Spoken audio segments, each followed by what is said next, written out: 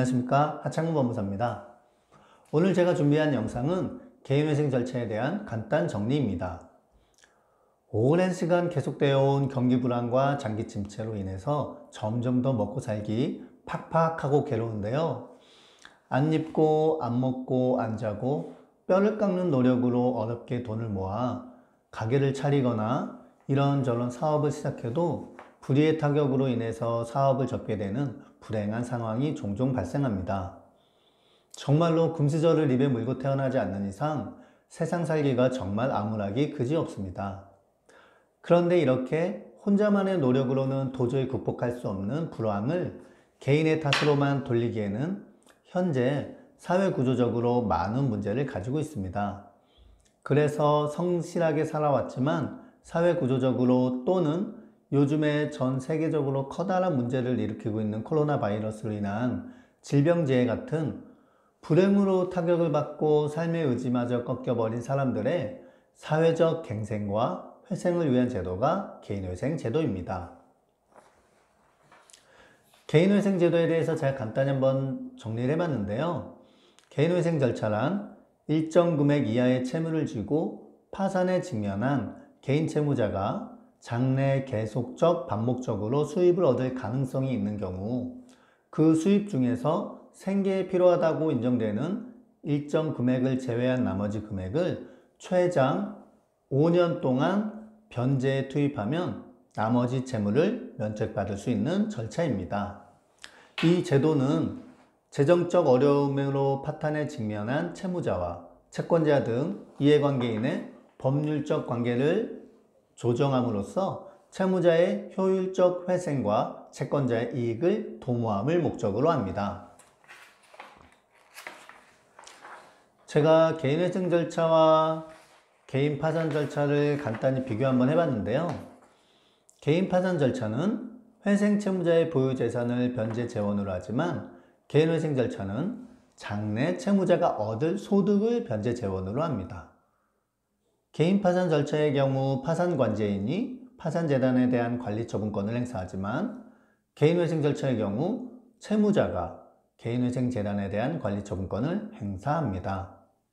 개인 파산의 경우 파산 선고에 따르는 불이익을 받을 수 있고 채무자의 명예 감정도 손상을 입을 수 있지만 개인회생 절차에서는 파산 선고에 따른 불이익을 피할 수 있고 채무자의 명예 감정도 어느 정도 유지시켜 줍니다. 개인 파산 절차의 경우 과도한 낭비, 도박 등 면책 불허가 사유를 광범위하게 규정하고 있는 것과는 달리 개인회생 절차에서는 채무자가 변제 계획에 따른 변제를 완료하면 원칙적으로 면책됩니다. 개인회생 절차를 간단히 그 시간에 따른 흐름도를 한번 정리해 봤는데요. 소득 관련 자료, 부채 관련 자료, 그리고 재산 관련 자료, 그리고 이런 채권자, 채무자, 채권자 목록을 작성해서 여러 서류들을 취합해서 법원에다가 개인회생 절차를 신청합니다. 그러면 개인회생 절차를 신청하면 1, 2주 안에 회생위원이 선임되는데요. 회생위원이 선임되면 그와 동시에 모든 채권자들이 개별적으로 채권 추심 행위를 하지 못하도록 중지 또는 금지 명령이 내려지는데요. 이거를 보전 처분이라고 합니다. 그리고 개인회생 절차를 신청 11개월 이내에 개시 결정이 내려지는데요. 그리고 나서 개시 결정이 내려지면 채권자들한테 혹시라도 뭐 의견이 있냐 이런 식으로 개인회생 이의 신청 기간이랑 개인회생 채권자 집회가 열리는 절차가 있습니다.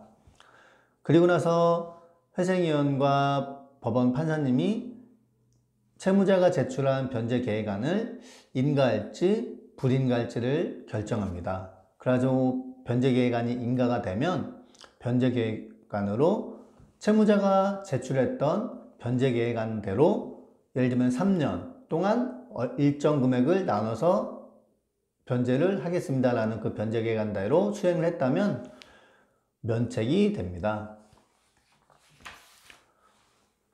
기본적으로 개인회생 절차를 이용할 수 있는 요건은 일정한 채무가 있어야 되고요. 첫 번째, 두 번째는 계속적이고 반복적인 수입이 있어야 합니다. 그리고 세 번째, 원칙적으로는 재산이 없어야 하고요. 개인회생 절차는 성실하게 노력하여 왔지만 불의의 타격으로 인하여 많은 채무를 지게 되는 하루하루 힘든 삶을 살고 있는 개인에게는 한 줄기 빛과 같은 희망으로 작용할 수 있습니다. 혹시라도 감당하지 못할 정도로 많은 채무에 시달리고 힘든 하루하루를 살고 계신다면 용기를 내어보세요. 용기를 내시고 가까운 전문가를 찾아서 개인회생 절차에 대한 상담을 받아보시길 권해드립니다. 이번에는 개인회생 절차에 대해서 대략적이고 간략하게 정리해봤는데요. 다음에는 개개인의 사안에 따른 세부적인 내용과 세부적인 절차에 대해서도 한번 정리하도록 하겠습니다. 감사합니다.